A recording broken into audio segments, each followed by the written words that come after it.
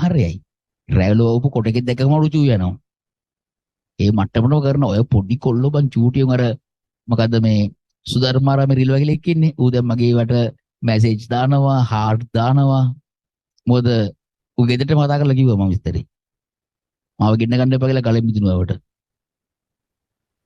ගලෙන් මිදුණා මේ පඬ රැලක්. හරිද? 24 එල්ල් කරපු 24 එල්ල් කරපු මේ චූ කොල්ලෙක්. හරි රිසල්ට් එක තිබ්බේ C1 S2 නෙවෙයිවනුක C1 S2 result එක. අජන්තේ ක්ලාස් කියලා තින්නේ C1 S2යි. මැත්ස් වලට තියෙන්නේ S1. රාජන්තලාගේ ඇටලෙව කරන යමු. හරිද? මේ අර ගලේ මුදුනේ මේ දුප්පත් එවුන්. හරි? තාම අම්මා තාත්තා අමුඩේ ගහන්නේ. ඒ වගේ එවුන්. හරි?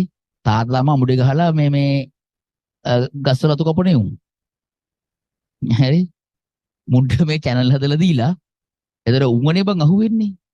අනිත් මොන වැගුණත් උඹ තමයි අහුවෙන්නේ. පවුනේ. දැන් ඔය වැඩේ කරලා දවසයිනේ කියන්නේ බං කෝල් කරලා ඔක්කොම විස්තර කිව්වනේ. ආයිනද? නෑනේ.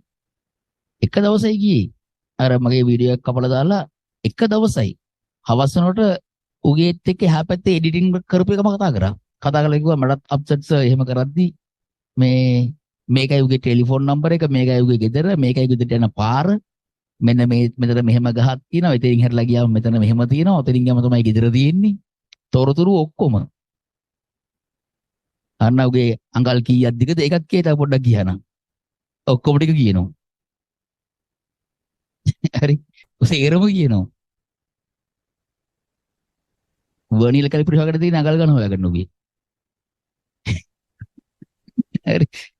දැන් බයයි. දැන් හાર્ට් දානවා. මම කරි විදිහටම ඌ හાર્ට් ඇටැක් එහෙම දානවා. බයයි ගෙදරට ගියලා. දැන් වාහනේ සද්දයක් ඇහෙනකොට බය වෙනවා ඇති. ඒත් යනවා. ළඟදී යනවා. ගිහලා හොඳ කනේ පාරක් ගහලා තමයි ඊළඟට හાર્ට් දාන්න කියන්නේ.